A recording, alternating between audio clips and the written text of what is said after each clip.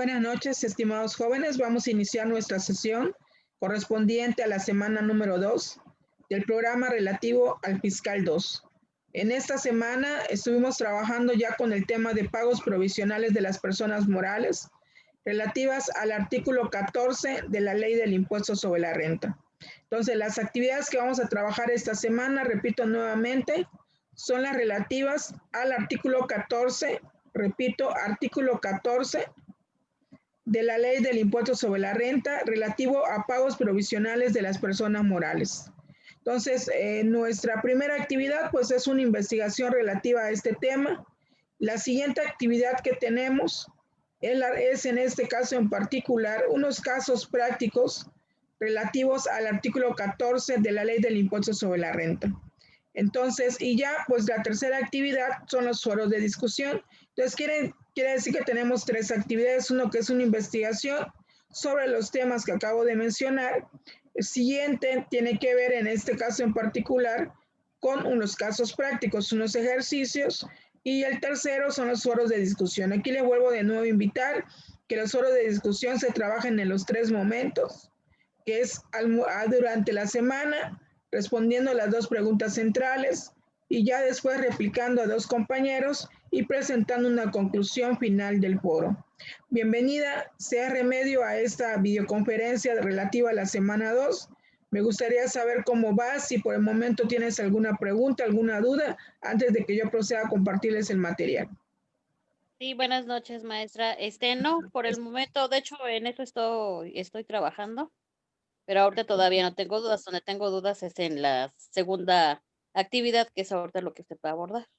Perfecto, muchísimas gracias. De todas maneras, cualquier duda, cualquier comentario, estoy para apoyarles, ¿sale?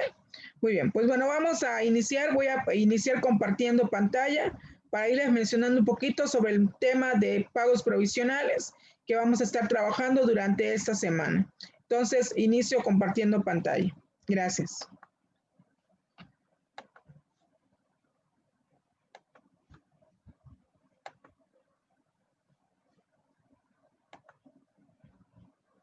Muy bien. Bueno, primero que nada vamos a hablar un poquito del concepto de persona moral. De conformidad con el artículo 8 de la Ley del Impuesto sobre la Renta, entendemos que persona moral, entre otras, son las relativas a las sociedades mercantiles, los organismos descentralizados que realicen preponderantemente actividades empresariales, las instituciones de crédito, las sociedades y asociaciones civiles, la asociación en participación cuando a través de ella se realicen actividades empresariales, entre algunas otras.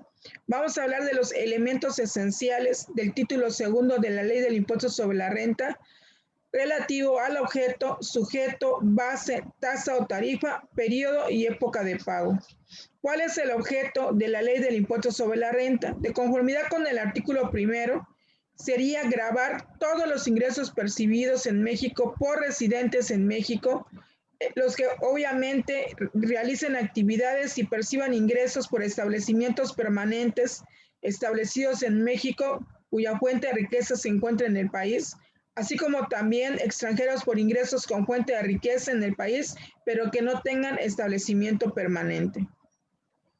De conformidad con el diccionario de la Real Academia Española, encontramos que el término de ingresos proviene del latín ingresos, que significa la acción de ingresar, espacio donde se entera, acción de entrar, acto de ser admitido en una corporación o de empezar a gozar de un empleo, entre otros. Quiere decir que el concepto de ingresos es sinónimo de renta, es un término definido como ingresos, caudal, cualquier aumento de la riqueza del sujeto. ¿Cuál es el objeto de la Ley del Impuesto sobre la Renta? La totalidad de los ingresos que perciban las personas físicas y las personas morales.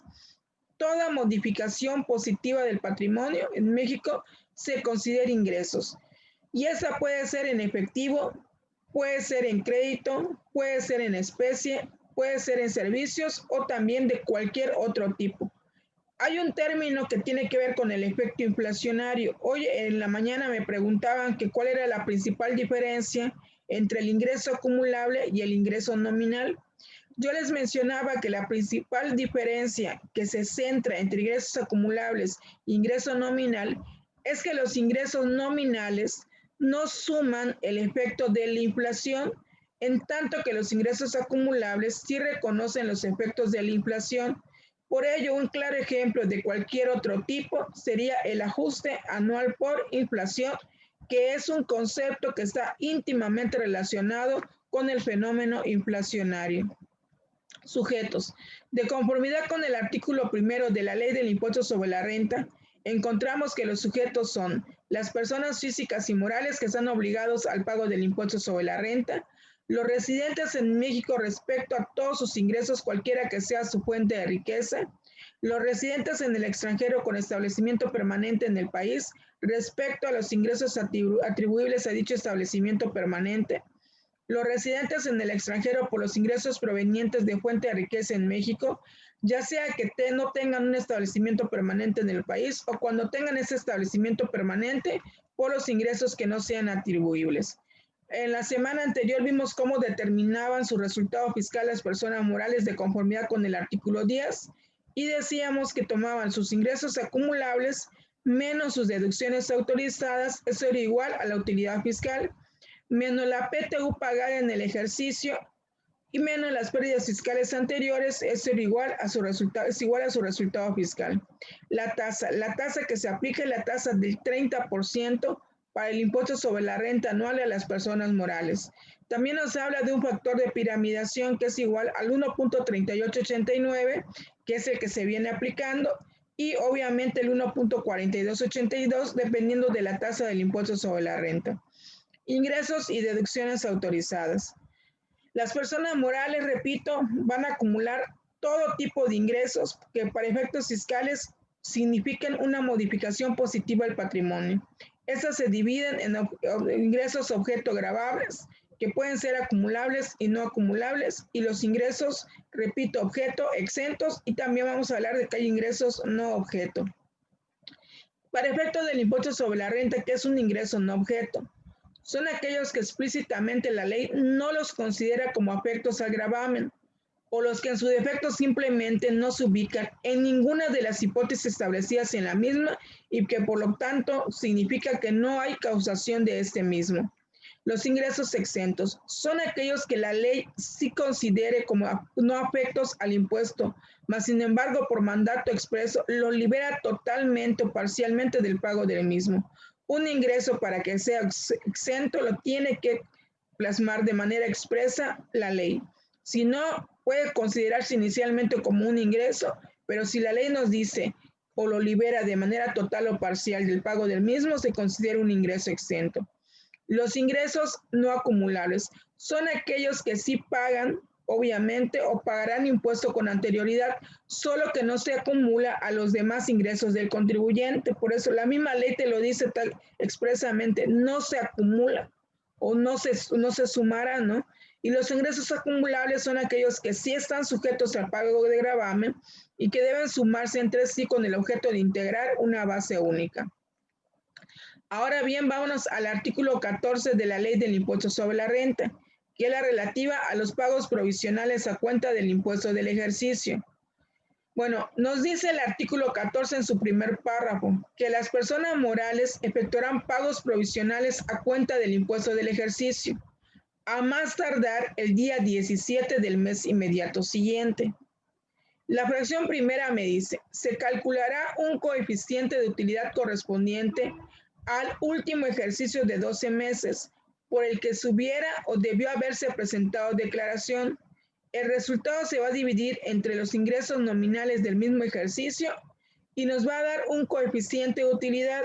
De conformidad con el reglamento de la Ley del Impuesto sobre la Renta, este coeficiente de utilidad se va a calcular hasta el 10 milésimo. Entonces, la fórmula me dice que voy a dividir mi utilidad fiscal correspondiente al último ejercicio de 12 meses y lo voy a dividir entre mis ingresos nominales del mismo ejercicio. El resultado que me dé va a ser el coeficiente de utilidad y este se va a calcular hasta el 10 milésimo de conformidad con el reglamento de la Ley del Impuesto sobre la Renta. ¿Cómo me quedaría la fórmula? Utilidad fiscal entre ingresos nominales, esto va a ser igual a nuestro coeficiente de utilidad, que ya dije que este coeficiente de utilidad se va a calcular hasta, repito nuevamente, hasta el 10 milésimo sin redondear. También me dice el artículo 14 que debo de entender por ingreso nominal. De conformidad con el tercer párrafo de la fracción tercera de este artículo, me dice que son los ingresos acumulables sin incluir el ajuste anual por inflación acumulable. Repito, el concepto que no suma son los ingresos, repito, al ingreso acumulable sin incluir el ajuste anual por inflación acumulable. Entonces, mi ingreso nominal va a ser igual a mi ingreso acumulable menos mi ajuste anual por inflación acumulable, y eso es igual a mi ingreso nominal. Después nos dice la fracción primera en su segundo párrafo. Quienes distribuyen anticipos a rendimientos en los términos de la fracción segunda adicionarán a la utilidad o reducirán a la pérdida fiscal según corresponda el monto de los anticipos y rendimientos que en su caso hubieran distribuido a sus miembros en el ejercicio por el que se calcule el coeficiente de utilidad. Entonces quiere decir que las sociedades civiles, repito, para calcular su coeficiente de utilidad, van a sumarle a su utilidad fiscal los anticipos o rendimientos que le distribuyan a sus miembros en el ejercicio. Esto me va a dar un resultado. Ese resultado lo divido entre los ingresos nominales y esto va a ser igual a mi coeficiente de utilidad. Hasta ahí, ¿voy bien? ¿Qué pasa si yo tengo una pérdida fiscal? La pérdida fiscal se la voy a restar algebraicamente, es una suma, pero como la pérdida fiscal es negativa y el anticipo a rendimiento distribuible es positivo, hago la resta algebraica y me va a dar un resultado positivo. Si el resultado es positivo, esto lo voy a dividir entre mis ingresos nominales y esto va a ser igual a mi coeficiente de utilidad. Y esas serían las fórmulas para calcular nuestros pagos provisionales. Hasta aquí, ¿preguntas o dudas?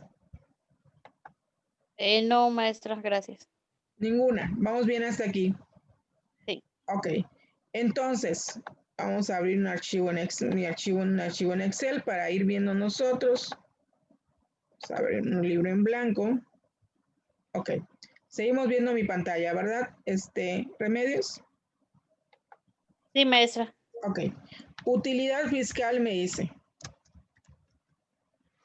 Esta utilidad fiscal me dice que la voy a dividir entre mis ingresos nominales. ¿Voy bien hasta ahí? Me preguntaban por el primer caso, maestra, ¿qué pasa con el concepto de cuentas por cobrar? Bueno, pues cuentas por cobrar es una cuenta obviamente contable. Pero si yo te estoy diciendo que la fórmula es igual a la utilidad fiscal entre los ingresos nominales, pregunto, Remedio, ¿será que el concepto de cuentas por cobrar sí se considera para el cálculo del coeficiente de utilidad? Yo considero que no, maestra, porque ya se supone que ya fue, bueno, cuentas por cobrar, no. Pues no, porque de hecho la fórmula es muy simple, ¿verdad? Me dice que es la utilidad fiscal entre el ingreso nominal. ¿Voy bien hasta ahí? Sí, sí, maestra. Nada más tenía duda en esa parte porque decía yo, pues se supone que ya, o sea, cuentas por cobrar es porque ya está, digamos, contabilizado, ¿no? Exactamente, es un dato que yo ya les di y se los di como un distractor. Sin embargo, ustedes con ese dato no tienen que hacer absolutamente nada, porque para el cálculo del coeficiente de utilidad, pues me dice claramente, la fórmula es muy clara, me dice que es la utilidad fiscal entre los ingresos nominales. Y yo les estoy dando el dato de la utilidad fiscal. Muy bien hasta ahí. Sí, Vamos a sí, decir maestra. que la utilidad fiscal en este caso, vamos a suponer que sea 89,000 pesos y que mi ingreso nominal sea igual a 158,000 pesos. Entonces, ¿qué me dice la fórmula? La fórmula me dice que para calcular mi coeficiente de utilidad, voy a dividir, en este caso me dice la fórmula, los 89,000 pesos que tenemos aquí, lo voy a dividir entre mis ingresos nominales de 158,000 pesos. Entonces, la fórmula lo que me pide, repito, es dividirlo. Entonces, ya una vez que yo ya divida, repito nuevamente, ¿qué voy a dividir? mi utilidad fiscal entre mis ingresos nominales. Me va a dar un coeficiente de utilidad. Recuerden que yo dije que este coeficiente de utilidad se va a utilizar hasta el 10 milésimo. Entonces yo aquí, ¿qué les sugiero que ustedes le pongan? Que lo trunquen a 4. Hay una fórmula que me dice que yo le pongo aquí, que lo voy a truncar a 4, porque el quinto decimal no se redondea. Entonces quiere decir que mi coeficiente de utilidad para este caso en particular que nos ocupa es igual a 0.5632. Ese sería mi coeficiente de utilidad, que es que me va a servir de base para que yo calcule mis pagos provisionales. Y eso sería todo lo que yo tendría que hacer. ¿Hasta aquí voy bien? Sí. Remedios. Ok, y eso sería todo. Pero resulta, ¿sí?, que me dice, en este caso en particular, vamos a ver.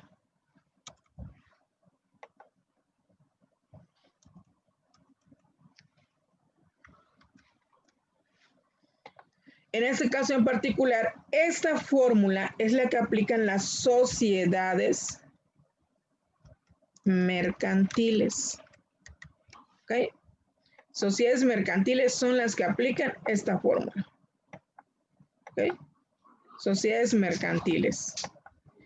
Pero también yo les pedí que le hicieran el cálculo, ¿sí?, a las sociedades civiles. Pregunto aquí, Remedios, una sociedad mercantil, si tuviera pérdida fiscal, ¿tuviera coeficiente de utilidad? Sí, maestra. Aquí en lugar de utilidad fiscal dijera pérdida fiscal. ¿Una sociedad mercantil podría calcular coeficiente de utilidad? Sí.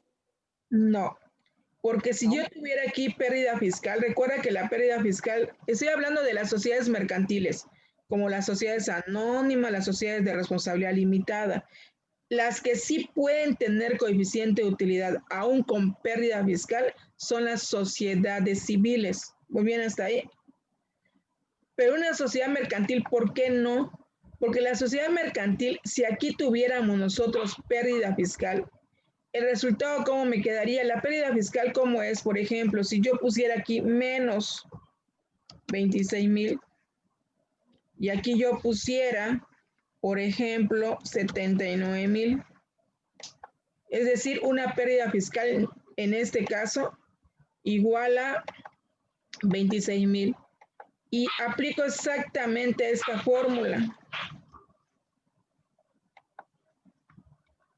¿Cómo me quedaría el coeficiente de utilidad? Negativo. Pues sí lo estamos viendo. Por eso me dice que una sociedad mercantil, si tiene pérdida fiscal, no va a calcular coeficiente de utilidad. Únicamente una sociedad mercantil va a calcular coeficiente de utilidad si este resultado es como positivo. Muy bien, si es utilidad fiscal. Hasta ahí me dice si voy bien, Remedios. Sí, ya le entendí esa parte, maestra. Ahora vámonos a las sociedades civiles. Las sociedades civiles, ¿sí?, a diferencia de la sociedad mercantil, me dice que esta utilidad fiscal yo le voy a sumar los anticipos a remanente distribuible, ¿ok? Que se le paguen a los socios, en este caso los asociados a la sociedad civil. Entonces quiere decir que yo esta utilidad fiscal, aparte le voy a adicionar, imaginémonos que la sociedad civil pagó de anticipos a rendimiento 40,000 pesos a sus socios. Entonces, pues, ¿qué voy a hacer yo? Me dice entonces la fórmula que yo voy a tomar, en este caso en particular, ¿sí?, voy a sumar los 89,000 pesos, ¿sí? Me dice, suma los 89,000 pesos y le vas a sumar, ¿qué? Los 40,000 pesos. Así muy bien. Y me va a dar un resultado. Entonces aquí me pide que yo le suma, ¿sí? Y me da 129,000 pesos. En este caso, ingreso nominal siguen siendo los 158,000 pesos. Entonces, ¿qué me dice? Aquí en este caso en particular, divido y me queda un coeficiente de utilidad. Si te fijas, Remedios, por lo general los coeficientes de utilidad, en particular para las sociedades civiles, nos queda un coeficiente de utilidad muy alto. Eso es lo que caracteriza, repito, a una sociedad, ¿sí? En este caso en particular, a una sociedad civil. Ve de cuánto nos está quedando el coeficiente de utilidad. ¿Pero por qué nos queda alto? Porque se le va a sumar el anticipo a remanente distribuible. ¿Hasta ahí voy bien? Ahí sí, sí, sí. Muy bien, Remedios. Entonces, esa es la diferencia al momento de calcular el coeficiente de utilidad entre una sociedad mercantil y una sociedad civil, que a la sociedad civil se le va a sumar los anticipos a remanente distribuible. En tanto que la sociedad mercantil no distribuye anticipos a remanente distribuibles, eso únicamente lo hacen las sociedades civiles. ¿Qué pasaría si la sociedad civil tuviera pérdidas? Pregunto aquí nuevamente, Remedios, ¿una sociedad civil que tiene pérdidas podría tener coeficiente de utilidad? No, maestra. Aquí sí podría tener, porque a pesar de que la pérdida fiscal, Remedios, es negativa, imaginémonos que aquí mi pérdida, ok, sea menos 89,000, muy bien. Sí. Pero en este caso en particular, mis anticipos a remanentes distribuibles, muy bien, fueron de 95,000 pesos. Algebraicamente, menos más, ¿qué pasa? Se restan. Pero ve cómo me quedó aquí el resultado. Positivo. ¿Por qué? Porque los anticipos a remanente fueron mayores ¿a qué? A mi pérdida fiscal. Entonces, al quedarme aquí una cantidad positiva, que son los 6,000 pesos, ¿sí? ¿Qué va a pasar en automático? Que sí me calcula coeficiente de utilidad, ¿sí lo ves? Sí, sí, sí. Entonces eso sería siempre y cuando sea positivo o sea más alto, por ejemplo, los anticipos que la pérdida fiscal. De lo Exactamente. contrario, no habría No habría, coeficiente de utilidad. no Porque habría, porque nos quedaría como negativo. negativo, entonces cuando es negativo no tenemos coeficiente de utilidad. La respuesta va a ser coeficiente de utilidad, obviamente. Coeficiente de utilidad igual a 0. Muy bien. Sí, Sí, sí, sí. coeficiente de utilidad igual a 0. Y así sería. Así serían las fórmulas. Entonces, aquí ya tenemos nuestro coeficiente de utilidad. El ingreso nominal, recuerden que la fórmula me dice que el ingreso nominal es igual, ¿sí? Nos dice igual al resultado de, acá me dice que es igual al resultado de tomar mis ingresos acumulables, ¿sí? Y restarles el ajuste anual por inflación acumulable. Muy bien. Así es como calcule la fórmula para calcular mi ingreso nominal. Ok, entonces vamos al supuesto. Si yo porque en los ejercicios te pude haber dado el ingreso acumulable y no el ingreso nominal, muy bien. Y haber el dato del ajuste anual. Entonces, ¿cuáles serían mis ingresos nominales en este caso en particular? Bueno, vamos a poner unos ejemplos para que nos quede más claro, Remedios. Ok, vamos a suponer que yo te diga, ingreso acumulable, sí, yo te haya dicho son 200,000 pesos. Pero te dije, menos el ajuste anual por inflación acumulable. Que yo te diga en este caso en particular, que sea el ajuste anual por inflación acumulable de 25,000 pesos. Entonces quiere decir que yo que tendría que hacer, tomar los 200,000 y restarle mi ajuste anual por inflación acumulable y ya tendría un ingreso nominal no de 200,000, sino de 175,000 pesos, porque al ingreso nominal hay que restarle el efecto de la inflación. Muy bien hasta ahí. Sí. A los 200 le resté los 25,000 y ya me quedó 175,000 de ingreso nominal. ¿Sí? Entonces la fórmula me dice que es mi ingreso acumulable menos mi ajuste anual por inflación acumulable. ¿Muy bien hasta ahí? Sí. ¿Qué pasa si yo al momento de calcular mi ingreso nominal, sí, que el ingreso nominal, recuérdate que va en el denominador, es este mismo que tenemos aquí? El ingreso nominal, recuerden, va en el denominador. ¿Qué pasa si aquí yo tengo un ingreso acumulable de 200,000? Muy bien. Pero el ajuste anual por inflación de 25,000 aquí me dice el ejercicio que yo te estoy dando un ajuste anual por inflación. Ajuste anual por inflación. Y te digo que no es el acumulable, sino es el deducible.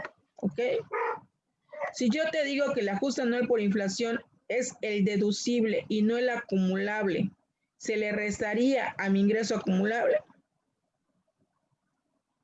El resto. No, No. resulta que el ajuste anual por inflación deducible es una deducción autorizada. Muy bien, no es un ingreso. ¿Cuál se suma? El ajuste anual por inflación acumulable. Muy bien hasta ahí. Pero el deducible no es un ingreso, es una deducción. Por lo tanto, si yo te digo que te estoy dando un ajuste anual por inflación deducible de 25,000 pesos, pues ¿qué voy a hacer? Pues lo voy a terminar restando, ¿no? Ya no se le resta, es una deducción. Entonces aquí mi ingreso nominal sería igual a ¿cuánto? A 200,000 pesos. ¿Por qué? Entonces se le suma entonces. No, no se le suma, nada más no se le resta, sería igual a 0. Ajá. El que se resta es el acumulable, ¿voy bien? Pero si yo te digo que el ajuste anual por inflación no es acumulable, sino es deducible, pues ya no le restas nada. Quiere decir que tu ingreso nominal va a ser igual a tu ingreso acumulable, los mismos 200,000. Porque aquí ya no le restaste nada. ¿Tendría que ser la misma cantidad, el deducible, que el ajuste? Ok, tu ajuste anual por inflación deducible fue 25,000, muy bien. Ah, sí. Pero como esta es una deducción, pues ya no le restas nada a tu ingreso acumulable. Entonces, tu fórmula, ¿cómo quedaría? Me dice, pues mi fórmula sería igual a los 200,000 pesos, ¿ok? Menos, sí, los 200,000 pesos, menos el ajuste anual por inflación deducible, no se resta, entonces sería menos 0. Y me quedan los 200,000. ¿Voy bien? Sí. Para entenderlo más, al ingreso acumulable únicamente se le va a restar el ajuste anual por inflación. ¿Cuál dijimos? El ajuste anual por inflación acumulable. Si yo te digo que es deducible, simple y llanamente ese concepto ni tan siquiera lo toman en cuenta. Ya. Ya ni lo toman, porque esa es una deducción. Entonces tú ya no tienes que hacer nada con este concepto, nada más ya tu ingreso nominal es igual a tu ingreso acumulable. ¿Quedó bien? Sí, ya. Y así quedaría. Esos serían los cálculos del coeficiente de utilidad. Hasta aquí, Remedios, preguntas o dudas. No, maestra, ya me quedó más claro. Ok, y ya lo último, pues es el pago provisional, pero el pago provisional les di la formulita. Ahí nada más lo único que sí te quería comentar, Remedios, les di datos de enero, febrero y marzo, ¿voy bien? Sí. Como es el segundo ejercicio, nada más para que lo tengan presente, es el segundo ejercicio. En el segundo ejercicio, o sea, como el primer ejercicio iniciamos en septiembre, no fue ejercicio completo, entonces el pago provisional corresponde a los 3 primeros meses, que son enero, febrero y marzo. Quiere decir que tú nada más vas a calcular tu pago provisional del mes de marzo, acumulando tus ingresos de enero y febrero. ¿Voy bien hasta ahí? En Pues sí. enero no calculas pago provisional. En febrero tampoco calculas pago provisional. Y es hasta el mes de marzo que calculas tu pago provisional. Muy bien. Sí. ¿Por qué? Porque el ejercicio anterior inició en septiembre. Como inició en septiembre, quiere decir que nosotros, pues nuestra declaración anual, no sé si tú ya viste que te di la fecha de presentación de la declaración anual. La declaración anual se presenta hasta marzo. Quiere decir que en enero yo no tenía coeficiente de utilidad. En febrero no tenía coeficiente de utilidad. Es hasta el pago provisional de marzo, que se presenta más tarde el 17 de abril, que tú ya tendrías coeficiente de utilidad con los datos de septiembre a diciembre del 2020. Por lo tanto, tu pago provisional únicamente lo vas a calcular para el mes de marzo. ¿Hasta ahí vamos bien? Sí. Ok. Me preguntaba Daniel, contadora, ¿al pago provisional se le restan las deducciones autorizadas? No. Las personas morales del título segundo, las deducciones autorizadas, las van a restar hasta la declaración anual. Quiere decir que para el pago provisional no le restan las deducciones autorizadas, es únicamente los ingresos nominales que se van a considerar para efectos del pago provisional. ¿Quedó claro? Las deducciones autorizadas no, esas son hasta la declaración anual que las consideran las personas morales del título segundo.